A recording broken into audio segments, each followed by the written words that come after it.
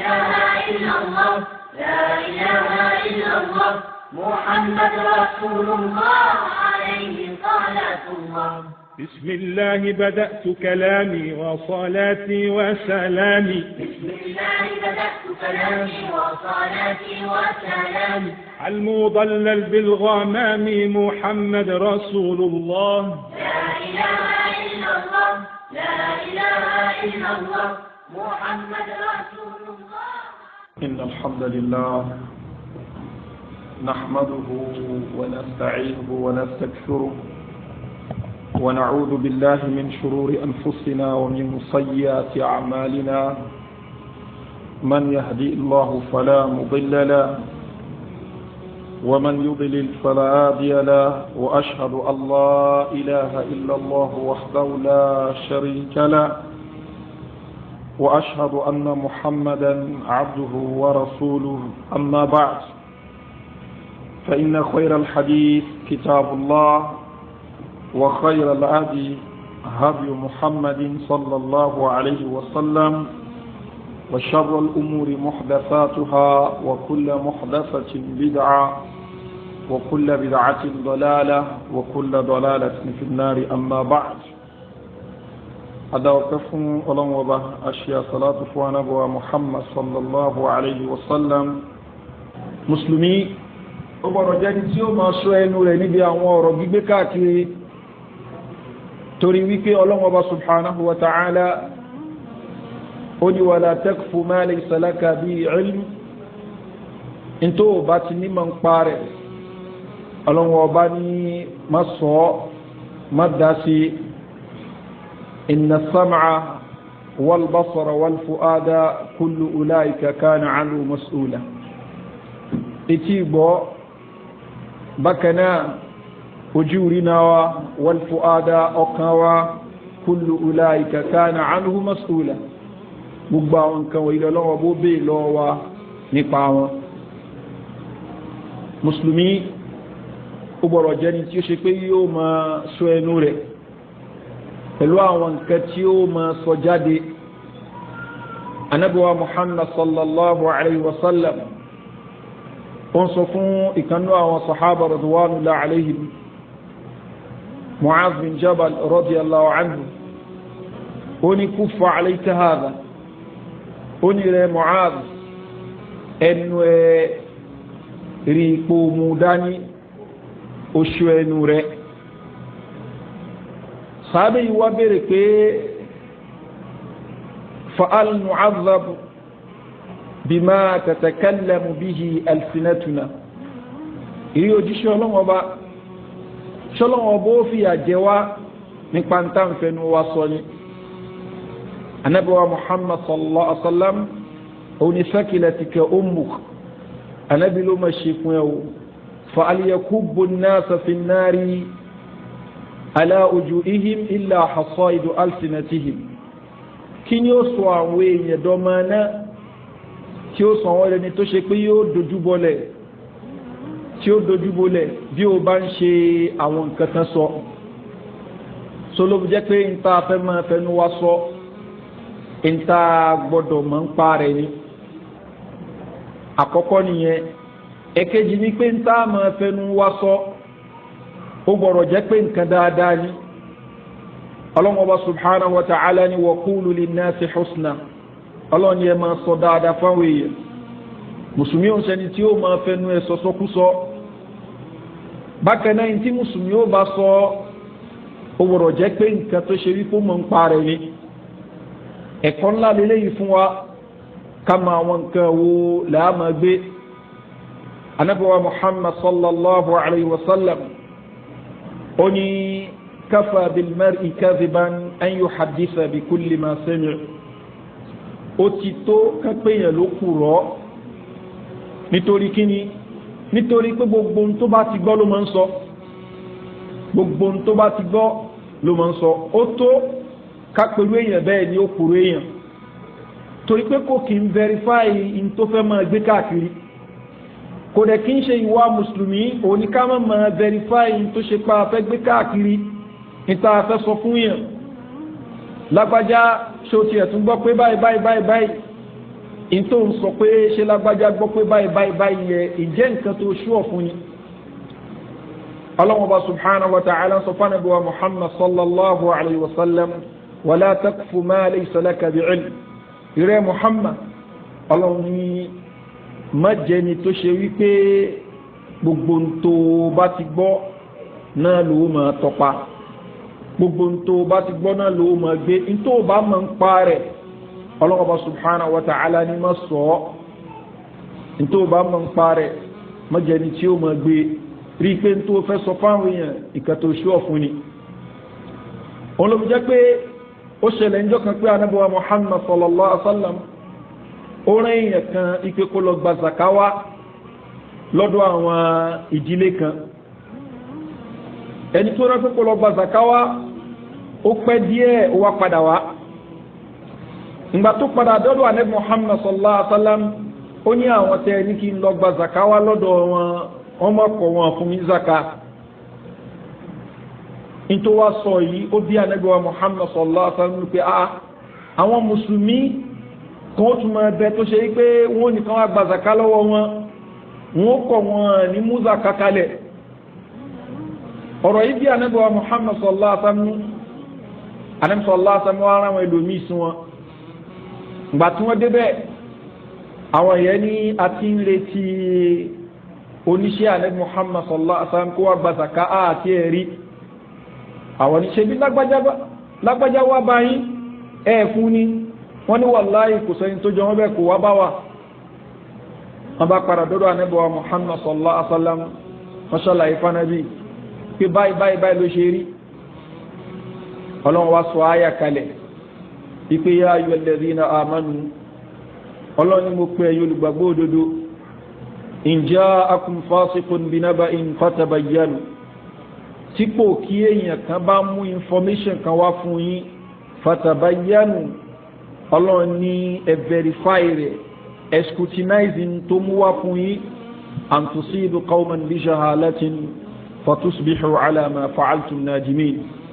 kó máa ṣe wípé ẹ lọ àtàkì àwọn èèyàn kan bí jahala ní ti àìmọ̀kan fatusbihu ala ma fa'altum nadimin. èyí tí ẹ padà wá ṣe àtàkì tẹ ẹ ṣe fáwọn tí wọ́n dìsáàbù kẹ àtàkì wọn ẹ padà máa kábàámọ̀ lórí ẹ wípé kani bàdẹ̀ ti mọ̀ ní àbá ti mọ̀ ṣe léyìí mọ̀ pé information ta act lé lórí wrong information ni. so ló jẹ́ pé nínú Islam ẹlòmí ń bẹ tó ṣe wípé òkúrò èèyàn ni asọ̀fúnra lánàá a ní Ànábì wa Muhammad sallallahu alaihi wa sallam ní alaykum bis-sidq ẹ máa sọ òdodo fa inna as-sidqa yahdi ila al-birr òdodo sísọ ó máa sọ ní dẹni ire ni wa inna al-birra yahdi ila al-janna tí a bá lè ti jẹ́ ní ire aljanna ni wéyàn bẹ́ẹ̀ lọ. wala yazalu al-abdu yasduq èyàn níye máa sòdodo mi gbogbo tó bá ń sọ wa yataharra sidqa gbogbo tó bá dẹ̀ ń sọ yóò máa sòdodo hatta yuktaba inda Allahi siddiqa tí ó fi di ẹni tí a mọ̀ sí olódodo wájú Ọlọ́run ọba. Ànábì sallallahu alaihi wasallam wa iyyakum wal-kadhib ẹ ṣọ́ra fún irọ́ pípa fa innal kadhiba yahdi ila al-fujur ẹni tó wá máa ń parọ́ kò kí èèyàn ní máa yà wájú Ọlọ́run. wa innal fujura yahdi ila an-nar ẹni tó bá lè jẹ́ pò kí wájú Ọlọ́run ọba iná ló ń lọ. wala yazalu al-abdu yakdhib wa yataharra al-kadhib èèyàn ò ní yẹ máa parọ́ tó ṣe pé gbogbo àfíẹ́ rẹ̀ ní irọ́ ní ó ṣáà máa pa hatta yuktaba inda Allahi kadhaba tí è di ògbóǹtarìgì onírọ́ wájú Ọlọ́run ọba. kí la fẹ́ ló ń bi eléyìí òun náà ni wípé Ọlọ́run ọba subhanahu wa ta'ala ó fẹ́ kí mùsùlùmí ká máa jẹ́ni tí ó máa sòdodo torí pé kí ni àwọn kan bẹ òkúrò èèyàn ni wọ́n wájú Ọlọ́run ọba òkì ni wọ́n wájú Ọlọ́run ọba wọ́n ti gbókun wájú Ọlọ́run ọba níbi irọ́ pípa. ẹni tó ṣe wípé òun náà wá kí ń ṣọ́ tó bá ń gbọ́ gbogbo tó bá ti gbọ́ náà ni ó máa gbé káàkiri irú èèyàn bẹ́ẹ̀ òkúrò níwájú Ọlọ́run ọba. ló fi jẹ́ pé Ànábì wa Muhammad sallallahu alaihi wa sallam ó ní kafa bil mar'i kadhiban ó tó ká péyàn ló kùrọ̀ an yuhadditha bi kulli ma sami'a tó bá ṣe pé gbogbo tó bá mọ̀ ń gbọ́ náà ni máa sọ fáwọn èèyàn. Islam ò fẹ́ kájẹ́ ní tí ó mọ̀ sọ gbogbo tá a bá ti gbọ́ tá a bá gbọ́ nǹkankan ká verify ẹ̀ ṣé òótọ́ ni àbó tọ́kọ́ torí pé ó ṣeé ṣe ká bíùdì àwọn nǹkankan lórí ta gbọ́ yẹn tí nǹkan ta bíùdì lé lórí bá padà rọjọ́ irọ́ ó túmọ̀ sí pé a ti ṣẹ̀ṣẹ̀ gbénu ló fi jẹ́ pé agbọ̀rọ̀ farabalẹ̀ kó ṣe pé ká wo àwọn nǹkan wo làámọ̀ gbà lọ́wọ́ àwọn èèyàn gẹ́gẹ́ bí tí a fi ń rinlẹ̀ ẹlòmíì òkúrò èèyàn ni bẹ́ẹ̀ ni ẹlòmíì olódodo èèyàn ni àwọn kan wá ń bẹ láàrin méjì ó ní kí ọ̀rọ̀ wọn rújú a lè pè wọ́n lókùrọ̀ a dẹ̀ lè pè wọ́n lólódodo irú àwọn èèyàn báyìí lọ́wọ́ bá subhanahu wa ta'ala ní tó bá mú ọ̀rọ̀ wá fún wa má sáré gbà in ja'akum fasiqun binaba'in fatabayyanu tí ẹni tó jẹ́ pò kí èèyàn bá mú information kan wá fún yín fatabayyanu ẹ farabalẹ̀ kẹ́ wò dáadáa an tusibu qawman bi jahala kó má ṣe pé àìmọ̀kan lẹ́ẹ̀ fi lọ́rọ́ lu àwọn èèyàn kan fatusbihu ala ma fa'altum nadimin ẹ padà wá dẹni tí ó mọ̀ kábàámọ̀ lórí nǹkan tẹ́ ṣe. ẹni tó máa ń lo ẹ̀kọ́ tí Islam kọ́ wa yìí ẹ̀kọ́ tí Al-Qur'an kọ́ wa yìí tó ń lò ó yóò rí pé ọ̀rọ̀ wo máa jẹ́ ayọ̀ bẹ́ẹ̀ ni ìmọ̀ kábàámọ̀ òdì ti bẹ́ẹ̀ máa pọ̀ nínú gbèsè ayé o. ṣùgbọ́n ẹni tí ò bá kí ń lò ó ìmọ̀ ṣẹ̀ṣẹ̀ gbé ìmọ̀ kábàámọ̀ yóò pọ̀ nínú ọ̀pọ̀lọpọ̀ àwọn nǹkan tá a máa ṣe torí pé a ti rí láì lórí téèyàn kan sọ fún wa ẹni tó sọ̀rọ̀ fún wa ta lẹ́ni yẹn ṣẹ́ni tó ṣe pé wà rí láìbù ni tó jẹ́ olódodo tó bá yẹ pé ẹni tó wà rí láìbù lẹ́ni tó sọ̀rọ̀ fún wa a níbi láti máa dá òtù ẹ̀. àwọn tamataba ń lo eléyìí àwọn náà ni àwọn àfa aládìsí àwọn tó ṣe pé wọ́n gba ọ̀rọ̀ anábíwá Muhammad sallallahu alaihi wa sallam tí wọ́n gbà á kalẹ̀ lápèjúwe Abubakar radallahu anhu olódodo ni ó sọ̀rọ̀ fún èèyàn kan tó ṣe yí pé òun jẹ́ lára àwọn tí wọ́n bá wọn sàábé láyé ẹniyẹn náà ní láti wò ṣé olódodo èèyàn ni àbí kò ṣe olódodo èèyàn tó bá jẹ́ pé olódodo èèyàn ni ó di wípé kí ni connection bẹ láàrin wọn àti Abubakar ẹni tó jẹ́ olódodo yìí òun náà tún sọ ọ̀rọ̀ fún ẹlòmíì náà ẹni tó sọ fún yẹn náà àá tún wò ó ṣé olódodo ni ẹni yẹn náà àbí kò ń ṣe olódodo ẹni tí ó sọ ọ̀rọ̀ fún ṣé èèyàn tá a lè gbọ́rọ̀ ẹ̀ ní àbí kò ṣe ẹni tá a lè gbọ́rọ̀ ẹ̀ ìyẹn náà tún sọ fún ẹlòmíì ẹni tóun náà tún sọ fún yẹn àá tún wò ó ṣé ẹni yìí ṣe olódodo èèyàn lòun náà àbẹ́ni tá a lè gbọ́rọ̀ ẹ̀ báwọn àfa aládìsí ṣe máa ń gba àwọn hadith wájú so ló jẹ́ pé in tó ṣòro rọjù òun náà ni hadith anabiwa Muhammad sallallahu alaihi wa sallam kí ẹ kankan yanu gbàgà kó lánàá ibi sọ ó gbọ́dọ̀ sọ ṣéènì ẹ̀ fún wa èèyàn kọ̀ọ̀kan tó ń bẹnu ṣéènì yẹn kí ni nǹkan tí àwọn àfẹ́ẹ̀sìn sọ lórí èèyàn kọ̀ọ̀kan a gbọ́dọ̀ mọ biography ẹnì kọ̀ọ̀kan wọn kí ni comment tán pass lórí èèyàn kọ̀ọ̀kan apart from pé ó jẹ́ olódodo condition mi tún ni wípé ẹnìyẹn gbọ́dọ̀ jẹ́ni tó ṣe pé ó ní retentive memory ẹni tó ṣe pé in tó gbà ìsídà tó gbé sórí dáadáa àbí kó ṣe pé kó kọ́lẹ̀ májẹ̀mú yìí gbọ́dọ̀ pé ẹni tá a fẹ́ gbọ́rọ̀ lẹ́nu kò gbọ́dọ̀ jẹ́ òkúrò èèyàn ó gbọ́dọ̀ jẹ́ olódodo ni títí di ibi tí wọ́n ti kọ́ kalẹ̀ ní àwọn tírà tá a mọ̀ gẹ́gẹ́ bí sọ Bukhari Sahih Muslim Sunan Abi Dawud so hadithi kọ̀ọ̀kan yóò ní ṣéènì yóò láwọn èèyàn tán gbà wá tí a bá dẹ̀ ti rí èèyàn kan nú àwọn tí wọ́n gba hadith yẹn wá tó jẹ́ òkúrò èèyàn àbújá ni tó ṣe pé ní weak memory problem ti bọ́ ọ̀rọ̀ yẹn ó ṣe ọ̀rọ̀ tá a fi tì sí ọ̀dọ̀ Ànábì Muhammad sallallahu alaihi wa sallam ló fi jẹ́ pé àwọn èèyàn tí wọ́n le jù lórí gbígba information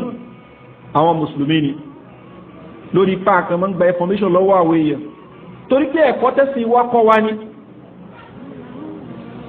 àkàlẹ́ fi kankan tì sí ọ̀dọ̀ Ànábì Muhammad sallallahu alaihi wa sallam a gbọ́dọ̀ mọ àwọn wo ló sọ lónìí anybody ló lè lẹ̀ nǹkan tí nǹkan mẹ́yìn kan ìyẹn kan lè wò sùnsùn nísìnyí kó ní Shakespeare sọ Shakespeare tó sọ òun àti Shakespeare sán bára wọn láyé ṣùgbọ́n yóò kàn yanu gbàgà yóò sọ anybody ló lè lẹ̀ nǹkan mọ́ anybody ẹlòmíà ní Awólọ́wọ̀ sọ báyìí bolo ti gbọ́ bona kọ́ sí tala Awólọ́wọ̀ sọ fúngbà tó sọ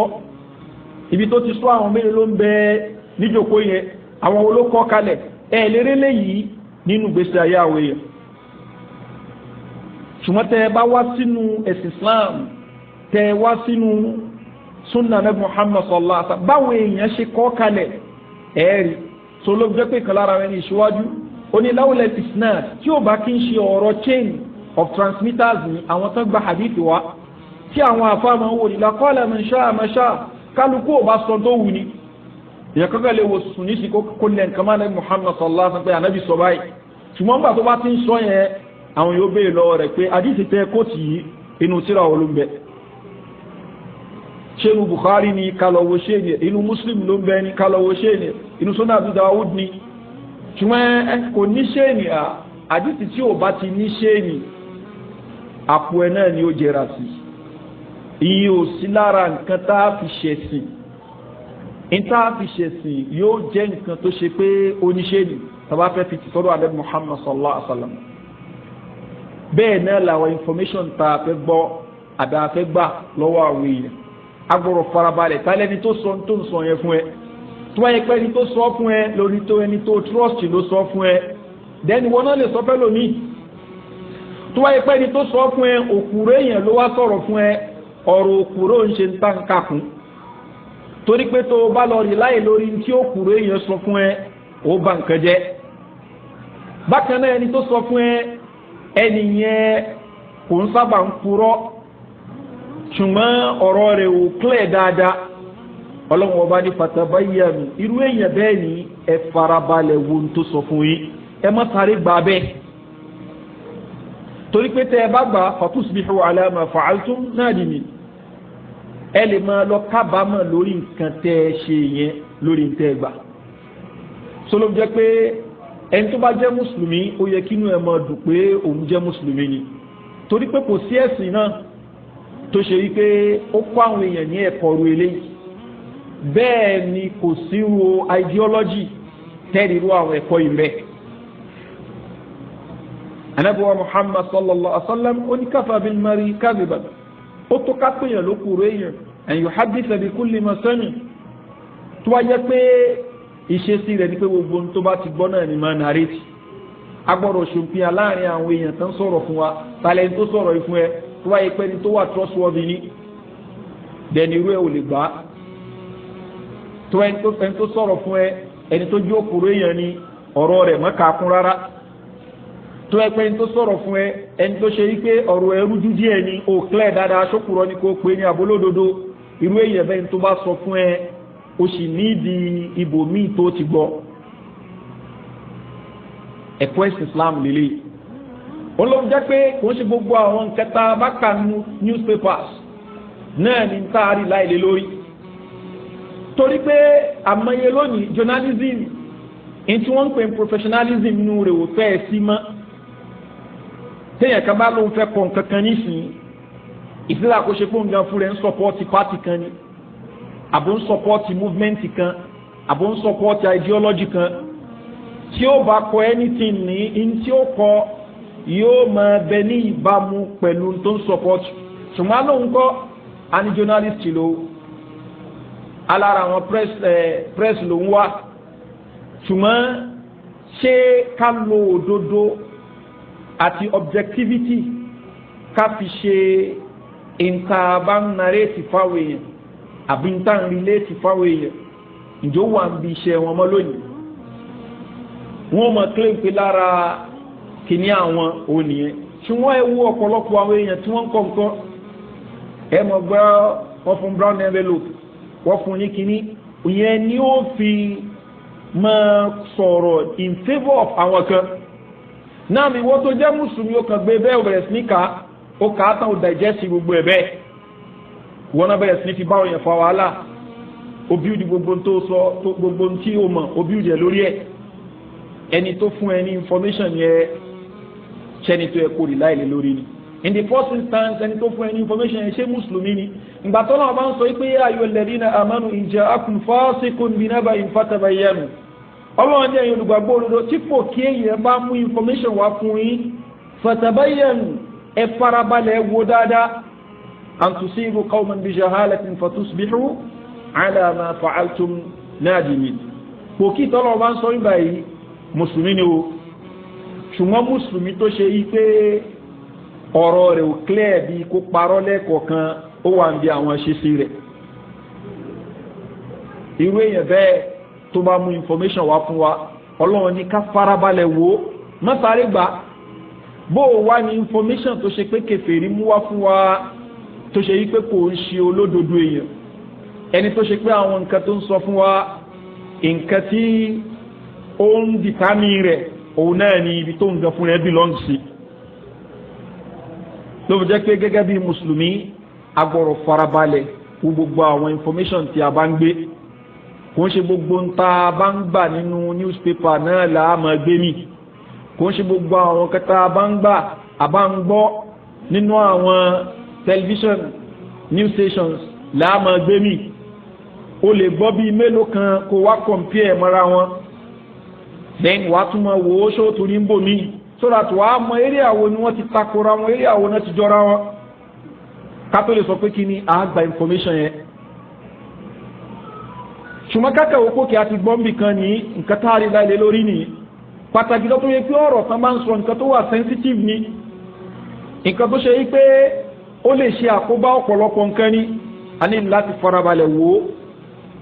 torí pé Ànábì wa Muhammad sallallahu alaihi wasallam ìgbà tí information yẹn dọ́dọ̀ rẹ̀ ipe wọn fẹ́ yọ zaka wọn Ànábì sallallahu alaihi wasallam ti bínú ṣùgbọ́n ìgbà tí ó padà clear ipe ẹni tó rán sí wọn òun ni ò débẹ̀ torí pé nǹkan kan bẹ láàrin òun àti àwọn tán rán sí ó wá wò pé tó ń bá fi lè lọbẹ̀ ní ó ṣeé ṣe kí wọ́n pa òun síwájú kan tó gba Islam wọ́n ti ní àwọn ìkùnsínú kan kọ́lọ́mù bá kó ṣàánú wa olóòwò jẹ́ pé ẹni tó ṣe yí pé ó fẹ́ dájọ́ ó mọ̀ jẹ́ ní tí ó wà objective má torí pé bóyá o ní kíníkíní kan sí yẹn kan èyí tó yẹ kí o sọ lódodo kó máa sọ gẹ́gẹ́ bí àwọn àlàyé tá a ṣe fún wa lánàá ẹlòmíì tán bá ní kí o lè sọ ń pa lágbájá alẹ́ èèyàn burúkú ni èèyàn burúkú ni tẹ́ ẹ bá wádìí lọ tẹ́ ẹ wádìí bọ̀ kí ni nǹkan tó fi pè léèyàn burúkú torí pé kí ni nǹkan kan ń bẹ láàrin àwọn méjèèjì ètò ń bẹ láàrin àwọn méjèèjì yìí kò wárántì pé kó sọrú ọ̀rọ̀ tó wà disparaging báyẹn nípa rẹ̀ ṣùgbọ́n fẹ́ wo pé gbàtẹ́ nìyẹn kí òun ti ní problem pẹ̀lú ẹ gbogbo yẹn gbọ́dọ̀ ní problem pẹ̀lú ẹ irú èèyàn báyẹn á ní kò sí insult kò sí justice bẹ́ẹ̀ ni kò sí sincerity níbi statement tó sọ ẹni tá a wí sábẹ́ yìí ó wò pé ẹni tánàbí rán wọn lọ báyìí àwọn ìdílé tán rán wọn lọ bá ìjà ń bẹ láàrin àwọn nígbàjà ìlú àbákanbákan tó ń bá lọ sílẹ̀ tán bá pa òun kí ni kó mọ̀ sọ kó ń fẹ́ kó padà wá sọ fún anábì pé wọ́n fẹ́ fi zàkálẹ̀ sùn wọ́n á lè rẹ́ lómi lọ ṣùgbọ́n ká ní pé anábì sallallahu alaihi wasallam sọ pé kí ó yá ẹjí ká lọ àtáàkì wọn bẹ́ẹ̀ kán ti àtáàkì àwọn ẹni wọ̀nyẹn kán ti pa wọn bẹ́ẹ̀ ó túmọ̀ sí pé kí ni àwọn ẹ̀wọ̀n pa wọ́n láì lẹ́ṣẹ̀ ṣùgbọ́n pàtàkì Muhammad sallallahu alaihi wasallam ẹlòmíì lọ bó tiẹ̀ jẹ́ pé nǹkan yẹn dùn gbà tó gbọ́ information yẹn ṣùgbọ́n kò fi yẹn react lé wọn lórí ní ó rán ẹlòmíì lọ káwọn yẹn tó wá sọ yìí pé àwọn tí ń retí ẹni tó jẹ́ oníṣẹ́ àná Muhammad sallallahu alaihi wasallam kó wá gba zaka àwọn ò rí ìgbà yẹn ní àwọn ẹnu ẹ̀ tó wá sọ fún Muhammad sallallahu alaihi wasallam pé kò àwọn òré yẹn kankan àyà wa sọ kalẹ̀ pé ya ayyuhal ladhina amanu ẹ̀yin olùgbàgbọ́ òdodo in ja'akum fasiqun binaba'in tí kò kí èèyàn mùsùlùmí ni oṣù náà kò kí èèyàn ni tó bá fi lè mú information kan wá fún yín fatabayyanu ẹ farabalẹ̀ ìgbà tẹ́ bá ti mọ̀ pé èèyàn kan ní kò gbádùn dáadáa kò ń ṣẹni tó ṣe pé ó wà straight forward ẹ̀sìn òdùn lára ìwé èèyàn bẹ́ẹ̀ kò ń ṣẹni tá a máa sọ yí pé gbogbo tó bá sọ fún wa náà là á máa gbà fatabayanu ẹ farabalẹ̀ níbi tó wá sọ fún yín an tusibu qawman bi shahalatin fatusbihu ala ma fa'altum nadimin kó mọ̀ ṣe pé lọ àtàkì àwọn èèyàn ní ti àìmọ̀kan ẹ padà máa ṣàbámọ̀ lórí nǹkan tẹ́ ẹ bá ṣe. sùmọ́tọ́lọ́ ọba subhanahu wa ta'ala sọ fún ẹgbẹ́ muhammad sallallahu alaihi wa sallam ó ní wala taqfu ma laysa laka bi'ilm ìtò bá ní mọ̀ ń parẹ́ ọlọ́wọ́ bá ní má ṣiṣẹ́ tọ́ ìtò bá mọ̀ ń parẹ́ má ṣiṣẹ́ tọ́ má tẹ̀lé má tẹpasẹ̀ rẹ̀ ìgbà tó bá ti mọ̀ ń parẹ́ yẹ má fi wọ́n ní wọ́n pé má fi ṣèdájọ́ ló fà tó jẹ́ kí arẹ́gbẹ̀wá muhammad sallallahu alaihi wa sallam ọlọ́nkọ́ lẹ́kọ̀ọ́ yìí òun náà tún kọ́ àwọn sàábà ó ní bí samatiyatu rajul za'amu anẹ́gbẹ̀wá muhammad sallallahu alaihi wa sallam yẹ bó ṣe mẹ́ sunan abi dawud ó ní wọ́n pé in tó burú ní tí ọmọ èèyàn máa ń gùn lé ni wọ́n ní wọ́n pé in tá a fẹ́ àkì lórí bọ̀rọ̀ jẹ́ nǹkan tó ṣe pé kí ni ó dá wa lójú àbí in tó tẹ̀wọ̀n bí ò bá dá wa lójú 100% kó ṣe pé ó tẹ̀wọ̀n lọ́kàn wa ìpele ìlú right ṣùgbọ́n ká máa àkì lórí wọ́n ní wọ́n pé àbí I feel I think eléyìí ó kì í ṣe ìwà tó yẹ kí mùsùlùmí kó máa lò torí pé tá a bá ń act lórí I feel I think àmọye nǹkan là á bàjẹ́ látàrí so ẹ̀kọ́ tí ẹ̀sìn tó kọ́ wa lélẹ́yìí ọlọ́wọ́ bá ní inna as-sam'a wal-basara wal-fu'ada kullu ulaika kana 'anhu mas'ula ọlọ́wọ́ subhanahu wa ta'ala torí pé kí ni as-sam'u wal-basar etí gbọ́rọ̀ yín bákan náà wal-basar ojú rí náà yín wal-fu'ad ọkàn yín kullu ulaika kana 'anhu mas'ula ìkọ̀kan gbogbo àwọn kan wọ̀nyí láàbẹ̀ lọ ibò ilẹ̀ ṣe lò lónìí ẹlòmí ò mọ àǹfààní etí rẹ̀ ó rò bí ọlọ́wọ́ bá fóun létí kó mọ fi gbọ́gbọ́ púpọ̀ ni àwọn kan àtàárọ̀ ni ó àtàlẹ́ ni ó àtọ̀sán ni ó fẹ́ṣẹ́ àmọ́ gbọ́gbọ́ púpọ̀ náà ni mísíkì ni ó mọ gbọ́kúrà bí ẹni tó ṣe pé ntọ́lọ́wọ́ bá torí ẹ̀dẹ́ etí fún un nìyẹn kó ṣáà gbọ́ ó ti di oúnjẹ fún bí ó bá jẹun àárọ̀ kó ṣáà ti rí mísíkì gbọ́ ọlọ́wọ́ bá ní etí gbọ́ yìí òun abẹ́ lọ imú lẹ̀ ṣe lò ǹgbàtọ́lọ́wọ́ bá ní wa ma khalaqtul jinna wal insa illa liya'budun ọlọ́wọ́ ní mi ìdálójẹ̀nù àtẹ̀yẹ̀ fún kẹ́kẹ́ bí ó bá ṣe kálẹ̀ bá wá sí mi ọlọ́wọ́ bá ọmọ ènìyàn tọ́lọ́wọ́ bá dá òfun létí ọlọ́wọ́ bá ní etí tó ń fún wa yìí òun ó bèè lọ́wọ́ bó la ṣe lo etí ṣùgbọ́n ọ̀pọ̀lọpọ̀ lónìí ló ń lo etí rẹ̀ bí ìgbà tó ṣe pé ọlọ́run ọba kan dá fún láì ní béèrè lọ́wọ́ rẹ̀ bó ló ṣe lò eléyìí ní nǹkan tó ṣe pé a máa bà nínú jẹ́ tó rẹ̀ kí a máa pa ẹni tó bá jẹ́ ẹni tí ọ̀rọ̀ ẹ̀sìn bá yé tí ó máa fẹ́ pa á lẹ́kún nípa pé kí ni àwọn èèyàn ń fi etí wọn gbọ́ yìí bẹ́ẹ̀ bá lè ṣe orí fóònù ẹlòmíì ó lóòdù ẹ̀ pẹ̀lú mísíkì ni bẹ́ẹ̀ bá ṣí láptọ̀pù ẹlòmíì ó lóòdù ẹ̀ pẹ̀lú mísíkì ni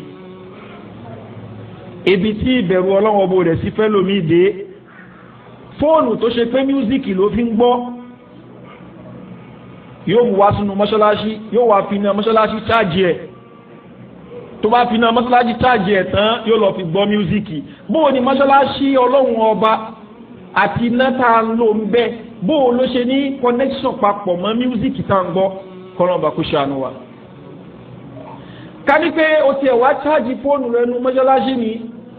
ó wá fi ń ṣe tìláwà al-Qur'an ó chájì fóònù rẹ nu mọ́ṣáláṣí ó fi ń gbọ́ àwọn lẹ́kítọ̀ ẹ̀sìn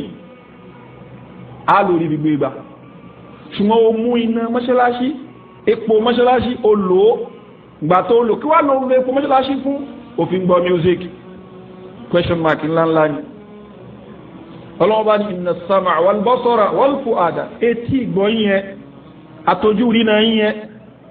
wal fu'ada ọkàn yẹn kullu ulaika kana 'anhu mas'ula ọlọ́ni gbogbo ẹ̀ lòun ó bèè lọ́wọ́ yín bó lẹ̀ ṣe lù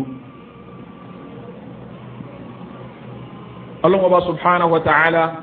nínú hadith qudsi ó sọ fún Ànábì wa Muhammad sallallahu alayhi wa sallam ó ní wa ma taqarraba ilayya abdi bi shay'in ahabba ilayya mimma aftaratu alayhi ẹrú sì mi ò lè súnmọ́ mi pẹ̀lú kankan tí nǹkan yóò wá jẹ́ tí mo nífẹ̀ẹ́ sí ju tí mo ṣe lọ́rùn yẹn lé lórí lọ. wala yazalu abdi yataqarrab ilayya bin nawafil ẹrú sì mi ò ní yé máa súnmọ́ mi pẹ̀lú àwọn nawafil àwọn ṣe olóore hatta uhibba tẹ́mi ọlọ́run bó fi wá nífẹ̀ẹ́ rẹ̀ fa idha ahbabtu tẹ́mi ọlọ́run bá nífẹ̀ẹ́ rẹ̀ ní kuntu sam'ahu alladhi yasma'u bihi ọlọ́run ní ẹni tí mo bá ti nífẹ̀ẹ́ èmi ọlọ́run ọba ìntí ó tẹ́mi bá fẹ́ ni tí ó fẹ́ máa gbọ́ wa basarahu alladhi yubsiru bihi ìtẹ́mi ọlọ́run bá fẹ́ òun ni tí ó máa fẹ́ máa fojú rẹ̀ wò wa yadahu allati yabtishu biha ìtẹ́mi ọlọ́run bá fẹ́ ni ó fẹ́ máa fọwọ́ ẹ̀ mú wa rijlahu allati yamshi biha ìtẹ́mi ọlọ́run bá fẹ́ ibẹ̀ ni ó máa fẹsẹ̀ rẹ̀ rìn lọ káwo tí ọlọ́run bá sọ tẹ́mi ọlọ́run bá nífẹ̀ẹ́ rẹ̀ ntí n bá fẹ́ ni ó fẹ́ máa gbọ́ ntí n bá fẹ́ ni ó fẹ́ máa wò ntí n bá fẹ́ ni ó fẹ́ máa gbámú ntí n bá fẹ́ ni ó fẹ́ máa rìn bẹ́ẹ̀ ni ó fẹ́ máa rìn lọ. kẹ́ni kọ̀ọ̀kan wá béè lọ́wọ́ ara wa kí mùsùlùmí béè lọ́wọ́ ara ẹ̀ lónìí ṣé ń tọ́lọ́run bá fẹ́ òun là ń fetí wa gbọ́ ẹlòmíì wàláhì ó ní lára láti lè gbọ́ Qur'an tí wọ́n ń play ó ní lára láti lè gbọ́ fún ìṣẹ́jú márùn-ún ṣùgbọ́n the same person ó lè gbọ́ orin tí wọ́n ń sọ ìsọkúsọ ń bẹ ó lè gbọ́ orin yìí hours tí ó mọ̀ gbọ́ ìgbà míì ti máa ń lọ́nu mọ́tò máa rẹ́ lómi yóò ti ẹ́pìsì bó ti kí ló ń gbọ́ àtọlọ́kadà ni àtonímọ́tò ni orin náà ló ń gbọ́ bí aláfiṣe orin tó ń gbọ́ yìí ẹ jẹ́ kó yọ ẹni tó fi sétí yẹn kó yọ ọ́ kúrò kí gbogbo èèyàn wá gbọ́ ìkọkúkọ náà ni àwa là ń fele yìí àfi ń wá ilé ìwé time náà question ni pé ṣé ọlọ́run ọba subhanahu wa ta'ala ó fẹ́ ìgbọ́kúgbọ́ tá à ń gbọ́ yìí àbí ọlọ́run ọba ó lòdì sí èsì ni pé ọlọ́run ọba lòdì sí bóò ni mùsùlùmí ó ṣe máa gbọ́ nǹkan tó ọlọ́run ọba lòdì sí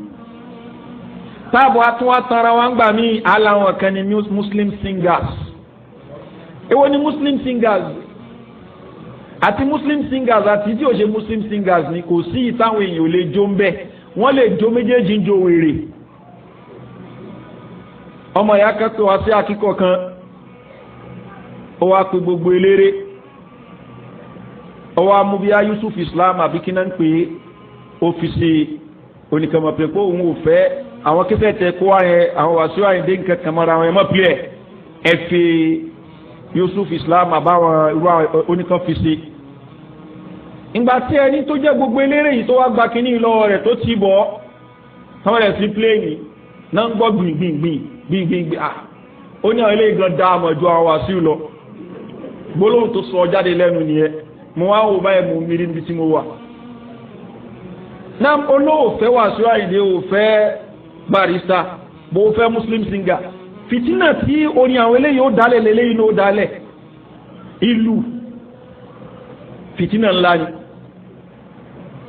so ní tí mùsùlùmí yóò máa gbọ́ lélẹ́yìí yóò máa gbogbo eléyìí yóò máa gbọ́ tí ó máa kan kí ni ẹ̀dùn ọmọ ẹ̀yìn ó lè lo hours tí ó máa fi gbọ́ eléyìí bó o la ṣe expect kí ìbẹ̀rù ọlọ́run ọba kó wọnú etí báyìí ṣùgbọ́n the same person yìí tẹ ẹ bá fi Kùránì 5 minutes sí 10 minutes àwọn ẹ̀pá change kìíní ẹ fún wa ní kọlọ́wọ́ bá kú ṣàánú wa ọlọ́ni inna sam'a etí gbọ́rọ̀ yín yẹn wal basara ojú rí náà yín ẹlòmíì tó bá jókòó kọlọ́n kó ṣàánú wa inú àwẹ̀ta ti ẹ̀wà yìí ni ẹlòmíì ó jókòó di tẹlifíṣàn ni ó ti lọ ṣátà àwọn cd wọ̀nyẹn bó ṣe ń fi eléyìí sí yóò mọ̀ fi eléyìí sí yóò lò ń wo àwọn eré tán fi ń kọ́ ọmọ lẹ́kọ̀ọ́ àwọn eré tán fi ń kọ́ èèyàn bó lè ṣe ń lò gbèsè ayé àwọn tí wọ́n lẹ́kọ̀ọ́ wọn làwọn fẹ́ kọ́ wa lẹ́kọ̀ọ́ wọ́n mùsùlùmí náà rẹ̀ gbà kán wọ́n lè kọ́ ẹ lẹ́kọ̀ọ́ kan. ọ̀pọ̀lọpọ̀ àwọn nǹkan wọ̀nyí ni ààrẹ kọ́ mú jáde ń bẹ̀. èèyàn kan sọ fún mi níbi ọ̀sẹ̀ mélòó kan sẹ́yìn ó ní arákùnrin kan ìyàwó rẹ̀ jẹ́ni tó farabalẹ̀ dáadáa pẹ̀lú ẹ̀. olókàn di pé arákùnrin délé lálẹ́ ẹjọ́ ẹ̀ náà ni ìyàwó bá bẹ̀rẹ̀ wèrè pẹ̀lú ẹ̀ ni. eléyìí ò kì í ṣe ìwà ìyàwó mi tí mo mọ̀. ìyàwó ṣáà ń da gbogbo ẹ̀rú ó ṣáà ń da gbogbo ẹ̀rú. kí ni ẹ ṣàpadà rí rẹ̀ ń tó láàrin wọn. ìgbà tó padà bá wọn parí ẹ̀ nìyí ọkọ wa wò pé ìyàwó mi ní ìmọ̀rú nǹkan báyìí pẹ̀lú ẹ̀ kí ló ṣẹlẹ̀ ó wá lérè kan tó ń wò ni wọ́n sọ yí pé káwọn ọmọ gọ́ fáwọn ọkọ àwọn ọ̀rọ̀ ọmọ tí bọ́lẹ̀ fún wọn táwọn bá wọn tí bọ́lẹ̀ fún wọn lẹ́ẹ̀kọ̀ọ̀kan ni wọ́n á kàn mọ́ ráìdì àwọn ni. ẹni tó kó ẹlẹ́kọ̀ọ́ tó ló kọ́ yẹn bí ó ṣe sẹ́ǹdì ẹ kúrò nílé ọkọ ló kó ẹ yẹn torí pé tẹ́bá lọ́wọ́ ẹni tó ń kọ́ ẹ lẹ́kọ̀ọ́ pé ẹ máa tí bọ́lẹ̀ lẹ́ẹ̀kọ̀ọ̀kan kò sí ní ọkọ. àwọn ọmọ tó bí nìyí ó bí kan fún bàbá kan ó bí kan fún bàbá kan ó bí kan fẹ́yìn kan ó bí bó ṣe ń bí káàkiri nu torí pé ìtẹríba tí Islam fẹ́ kí obìnrin ní fún ọkọ òun ò ṣe tán àti ní rárá ó wá wò pé orí ibú tó ń ṣe èyí nìyí kó mọ̀ mọ́ lórí òun nìkan kó ń spread díẹ̀ fáwọn èèyàn kó ń ta fún wọn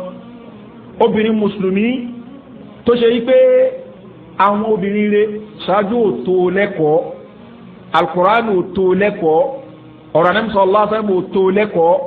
yóò wá wò pé tóun ò bá tí ì worú àwọn fídíò bẹ́ẹ̀ ni wọn ò tí ì lè rẹ́kọ̀ọ́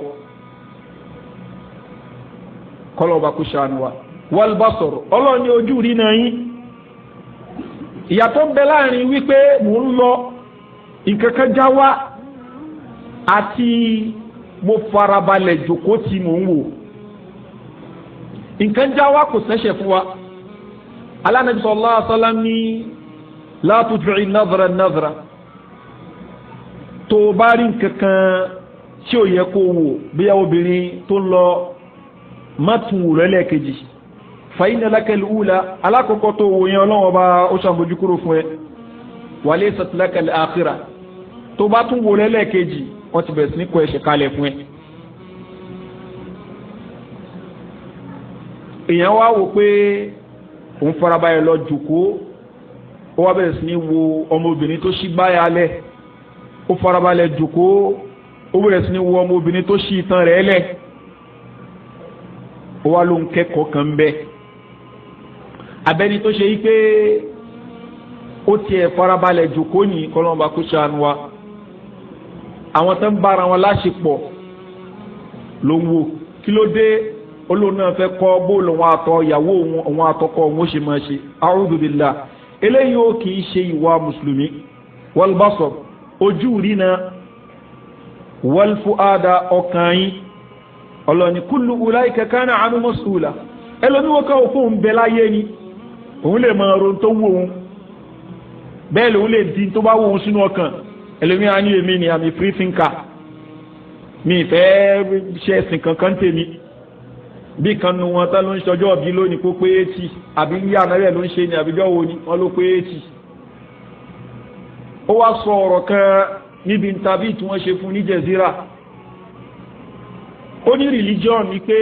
nǹkan tó wá da aburú tó ti ṣe fáwọn èèyàn ní ojú dáadáa tí àwọn èèyàn ti rí lára ẹ̀ lọ. ọwọ́ ni but ṣe bí wọn náà wà religious olóhùn wà religious tó ń pé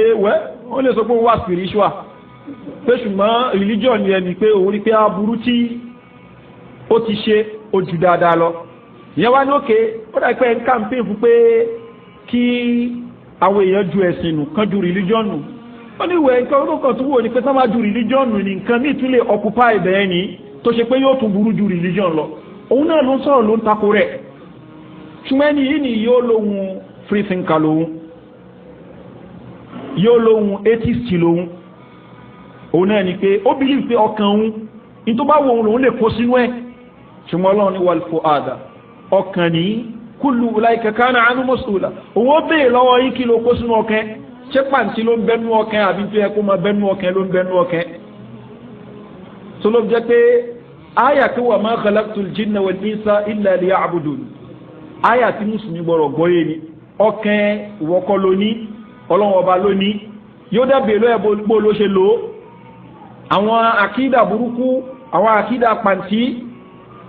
agbọ́dọ̀ gbọ́n gbogbo eléyìí kúrò nú ọkàn wa tá a bá ti ní tẹ́lẹ̀ káyọ̀ kúrò nú ọkàn wa àkídà tó gbọ́dọ̀ máa bẹ nínú ọkàn wa that is belief tó gbọ́dọ̀ máa bẹ nínú ọkàn wa ni belief tó ń bẹ ní ìbámu pẹ̀lú al-Qur'an àti sunna nabi wa Muhammad sallallahu alaihi wa sallam. àwọn pàǹtí tó pọ̀ jantirẹrẹ àwọn náà mọ̀ wọn lóríṣiríṣi táwọn èèyàn ní ṣe pé tí ẹ bá bèèrè lọ ẹlòmíì eléyìí bolówó àánú al-Qur'an ní tó gbé sínú ọkàn yìí bolówó àánú al-Qur'an àni àbáwọn afá àwọn ṣe máa ń sọ nù rárá ìtò gbé sínú ọkàn gbọdọ̀ jẹ́ pé tó ń bẹ nú al-Qur'an àfi tí o bá sọ̀rọ̀ ẹ̀sìn yìí lókù tó wáyé pé ọ̀rọ̀ ẹ̀sìn ní tó ń bẹ nú al-Qur'an tó ń bẹ nú sunnah Nabi Muhammad sallallahu alaihi wa sallam ọlọ́ni wal-fu'ada ọkàn yìí kullu ulaika kana anhu mas'ula ọlọ́ni gbogbo àwọn nǹkan wọ̀nyí àbẹ̀ lọ́wọ́ ibo lẹ́ṣẹ̀ lù wọ́n olóòjẹ́ kó tó wá jọ́ gbé ní al-qiyama ní suratu Yasin ọlọ́wọ́ bá ní al-yawma nakhtimu ala afwahihim wa tukallimuna aydihim wa tashhadu arjuluhum bima kanu yaksibun ọlọ́ni òní ní ọjọ́ gbé ní al-qiyama àwọn ọlọ́wọ́ bá nakhtimu ala afwahihim ẹnu wọn àwọn ọlọ́wọ́ bó dé ní àsìkò kan tí ò nílé sọ̀rọ̀ mọ́ torí pé tẹ́ni ó bá sọ̀rọ̀ yóò parọ́ ọlọ́ni àdí ẹnu wọn nakhtimu ala afwahihim wa tukallimuna aydihim ọwọ́ wọn ni ó máa sọ̀rọ̀ alọ́lọ́wọ́ bá subhanahu wa ta'ala sọ yí pé ẹni tó ń bá nífẹ̀ẹ́ òun ọlọ́wọ́ bá ibi tó ń bá fẹ́ kó mọ gbámú yóò mọ gbámú that is in tí ọlọ́wọ́ bá nífẹ̀ẹ́ sí asọ́fún apánẹ́bọ̀ Muhammad sallallahu alaihi wa sallam ó ní kutiba ala ibni Adam hadduhu min az-zina la budda mudriku ọmọ ànábì Ádámù ó ti ń bẹnu àkọlé ọlọ́wọ́ bá ó ń bẹnu mọ́ ọlọ́wọ́ bá ìmọ̀ láíláí ń pa ipé yóò ṣe zina ọmọ ànábì Ádámù ó ń bẹnu mọ́ ọlọ́wọ́ bá pé yóò ṣe zina almost gbogbo ọmọ ànábì Ádámù ló lélẹ́yìí ṣùgbọ́n zina jura wọn lọ ní ànábì wa Muhammad sallallahu alaihi wa sallam ó ní al-aynani zinahuma an-nazar ojú méjèèjì zina wọn ni wíwò ṣọlọ́ ọba fẹ́ ká máa wo ọmọbìnrin tí ó ń ṣe lẹ́tọ̀ọ́ wa rárá ṣùgbọ́n tó bá kàn já wá bẹ́ẹ̀ tá a wò ó ká yí ojú kúrò ń bẹ tá a bá tuntun wò wọ́n ti bẹ̀rẹ̀ sí ní kó ẹ̀ṣẹ̀ kalẹ̀ fún wa. ànábì wa Muhammad sallallahu alaihi wa sallam bákan náà ó ní al-lisan àání zinawu al-kalam zina òun náà ni ọ̀rọ̀ ẹlòmíì kọlọ́mọba kó ṣàánú wa ó bá rúbìnrin tí ó ń ṣe lẹ́tọ̀ọ́ rẹ̀ nísìnyí ó ní enjoyment kan tó máa ń derive bí káwọn ṣáàjọ máa sọ̀rọ̀ ọkùnrin pọ̀ ńlẹ̀ jantirẹ̀ tí wàá ti àjọ sọ̀rọ̀ ó jẹ́ pé ọmọ obìnrin kò ń ṣe pé ó fẹ́ ṣe kíkìbà rẹ̀ kó fẹ́ fẹ́ kí wọ́n lọ́rọ̀ tẹ ẹjọ́ ń sọ ẹjọ́ ń takúrọ̀ sọ ẹjọ́ ń gbádùn ara yín bó ṣe dá lẹ́rẹ́ lómi tí a kọ́ ni ustaz ẹjọ́ tí ẹ bá ń bóbi sọ tí ẹ bá lọ dàsára ńkọ́ ó túmọ̀ sí wípé ìtò ń ṣe yẹn nǹkan tí ó dá ní òun náà ti para rí pé ìtò ń ṣe ó dá òun bọ́ ọmọbìnrin tí ó kìí ṣe lẹ́tọ̀ọ́ ẹ̀ sọ̀rọ̀ ó fi wá da nǹkan ọmọkùnrin sára ó túmọ̀ sí pé aburú kan ti ṣẹlẹ̀ ká nípa ìméjì bá ń bẹ ń kọ̀rọ̀ níbi olè dìmọ̀ gan so ẹ̀sìn tó fi ààlà sáwọn nǹkan wọ̀nyí ní ó mọ̀ tó ń ṣe ṣùgbọ́n ẹlòmíì kò yé a ní ahọ́n ẹ̀ ká socialize náà ká socialize àwọn girlfriend mi girlfriend àmọ́yé àwọn zina ojú zina ara tó yẹ pa ti ṣe tó bá yẹ lọ pé fún mi lọ́wọ́ ẹ̀yìn ẹ̀tún bara yín lọ́wọ́ bó lọ́wọ́ obìnrin àtọwọ́ ọkùnrin ṣe jọra wọn zina kan tún nù. Ànábì wa Muhammad sallallahu alaihi wa sallam ó wá ní wàlíyàdù ọwọ́ nìyí ó ní zina títí ẹ̀ òun náà ní alams kàmúdání ó ní wàlíjìlú ẹsẹ̀ ó ní zina títí ẹ̀ òun náà ní almashi kánì lọ síbẹ̀. tábàwò hadithi kuntu sam'ahu alladhi yasma' bi wa basarahu alladhi yubsiru bi wa yadahu allati yabtishu biha wa rijlahu allati yamshi biha. àhárí pé ẹni tí ọlọ́run bá nífẹ̀ẹ́ sí tó jẹ́ ọ̀rẹ́ ọlọ́run ọba ń tòótọ́ ẹsẹ̀ rẹ̀ ọwọ́ rẹ̀ ojú rẹ̀ ẹnu rẹ̀ àwọn nǹkan tó ọlọ́run bá nífẹ̀ẹ́ sí ni ó fẹ́ mọ́ fi wọ́n ṣe àmì dáadáa nu tábà ń wá wòlíì ọlọ́run ọba bí tá a ti mọ rí wòlíì ọlọ́run ọba ni kò ṣe pé ẹ̀ka kiri mọ́lé ó wá tẹ̀sùbá tó jẹ́ 1 million ká wọ́n bẹ̀rẹ̀ sí ní fọ àwọn ọ̀nà jù nulẹ̀ gbogbo yẹn omi nìkan kan àwọn nǹkan tọ́lọ́wọ́ bá ṣe lófin bó ló ṣe mú un ṣe sí òun gẹ́gẹ́ ní tó pàtàkì ìtọ́lọ́wọ́ bá ní o jìnà sí bó ló ṣe jìnà sí wọn sí òun gẹ́gẹ́ ní tó pàtàkì èmi àti abẹ́jọ́ figagbága nípa ìsúnmọ́ Ọlọ́run ọba kò ní ìdí ká máa pe ní tí ó bá wa máàkì ẹ̀ ní bó ló ṣe ń ṣe òfin Ọlọ́run ọba sí èyí náà ní yastik náà ọ̀pọ̀lọpọ̀ ni ó máa kó sí èyàn lè ṣe mistake kó kó sí ṣùgbọ́n nígbà tí èyàn bá kó sírú àwọn nǹkan báyìí kò ń ṣe nǹkan tí yóò wá tún jòkó tì lọ́wọ́ bá fi sọ pé innal ladhina taqaw àwọn tọ́jú olùpayọ̀ ọlọ́wọ́ bá idha massahum ta'ifun minash shaytani tadhakkaru tí èṣù bá gbá wọn mú lẹ́ẹ̀kan báyìí tadhakkaru ẹsẹ̀kẹsẹ̀ ni wọ́n á tún máa wò pé nǹkan tí mo fẹ́ máa ṣe yìí tí mo fẹ́ dáwọ́lé yìí ò ń ṣe nǹkan tó dáa aya báyìí tako àdìsí báyìí tako tazakaru fàyídáwò mufsirun ẹsẹ̀kẹsẹ̀ lójú wọn dá lójú wọn clear nípa pé rárá òun gbọ́dọ̀ ṣe lè. bí irú ìtò ṣẹlẹ̀ sí anabi Yusuf alayhi salatu wassalam ìgbà tíyàwó mínísítà tó ń sọ fún wípé kó wá báwọn láṣepọ̀ ó tilẹ̀kùn ó ti gbogbo ẹ̀ ní nǹkan tẹ́mi ni ó fi balẹ̀ pé no kò sí problem pẹ̀lú obìnrin yìí gan kò ní aburú kan tó fẹ́ gbá ṣùgbọ́n ó mọ̀ wípé ọkọ lè mọ́ rohun anybody lè mọ́ rohun ṣùgbọ́n lọ́wọ́ bá tó dáhùn tó dóbìnrin rohun tadhakkaru ẹsẹ̀kẹsẹ̀ ni wọ́n rántí padà fàyídá mubsirun ṣùgbọ́n wa ikhwanuhum yamuddunahum fil ghayyi thumma la yuksirun àwọn tán bá jọmọ èyí ní tánjọ́ rẹ̀ èṣù tánjẹ́ ni tẹ́ṣù ti jẹ gàbálé lórí àwọn ni èṣù ó mọ̀ fún wọn yóò mọ̀ reinforce wọn ni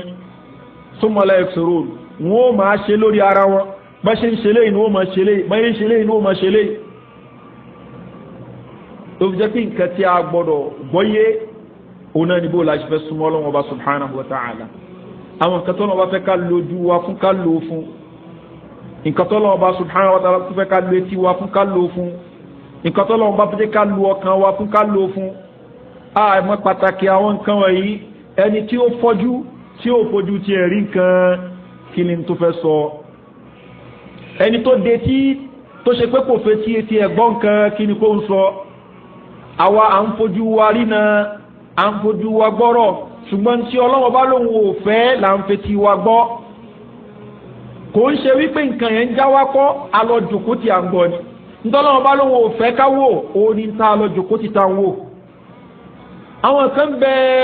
wèrè ni wọ́n kò ń ṣe pé wọ́n mú gbóná fi ya wèrè ṣùgbọ́n bí Ọlọ́run bá ṣe ní kọ́pọlọ tí wọ́n rí bó ṣe rínu wọ́n ń ṣe ní tán lẹ́sìn bọ̀ lọ́rùn ṣùgbọ́n wọ́n ní ọpọlọ òórùn nǹkan àwọn ọpọlọ títí ẹ tọ́lọ́run bá fún ẹ ọkàn tí Ọlọ́run bá fún ẹ ìkókúkò ló kó sínú ẹ ẹlòmíì ò ní táìmù àti ẹ̀ ti gbé kùránì kó gbé translation ìtumọ̀ kùránì kó tiẹ̀ máa kà ipe every there be 20 minutes ní every day kí n máa ka ìtumọ̀ kùránì ni kí n máa wo kí ni kí n túnṣe ní gbèsè ayé mi ṣùgbọ́n kọ́ lọ́wọ́ bá kó ṣàánú wa ẹni tí ò ní táìmù àti kàtúmọ̀ kùránì yìí ó ní táìmù láti ra Vanguard yóò ka Punch yóò ka Guardian yóò ka gbogbo ẹ̀ Tribune yóò ka gbogbo ẹ̀ ṣùgbọ́n kùránì ní kò ní ka ó lè wá ní fún gbọ́lárúbáwá ní subhanallah ókè ò gbọ́lárúbáwá wọ́n ti translate ẹ̀ sí English ni wọ́n translate ìtumọ̀ ẹ̀ sí English wọ́n translate ẹ̀ sí Yorùbá bí ẹnu àwọn àsìkò tó fi ń ka Punch tó fi ń ka Vanguard yìí ni lòó láti lè fi ka Quran náà kó tiẹ̀ wo bí tó kù sí kí ló yẹ kó túnṣe nù gbèsè ayé ẹ ṣùgbọ́n ní táìmù pélé yìí ọlọ́ni ń sọ fún wa pé inna as-sam'a wal-basara wal-fu'ada kullu ulaika kana anhu mas'ula ọlọ́ni etí ìgbọ́ yín ojú rína yín ọkàn yín gbogbo ẹ̀ làwọn ọlọ́wọ́ bá lábẹ́ lọ́wọ́ yín bó lè ṣe lò sí abẹ́lọ́wọ́ bá subhanahu wa ta'ala èyí tí a sọ fúnra wa yín náà kọ́ lọ́ba kó jẹ́ kó wúlò fún wa àtẹni tó ń sọ àti àwọn àtàǹgbọ̀ náà ibi tí ẹnì kọ̀ọ̀kan wa takù sí kọ́ lọ́ba kó ṣe àtúnṣe wa wa sallallahu ala nabiyyina muhammadin wa ala alihi wa sahbihi ajma'in subhanaka allahumma bihamdik ashhadu an la ilaha illa anta astaghfiruka wa atubu ilayk. لا إله إلا الله محمد رسول الله عليه صلاة الله.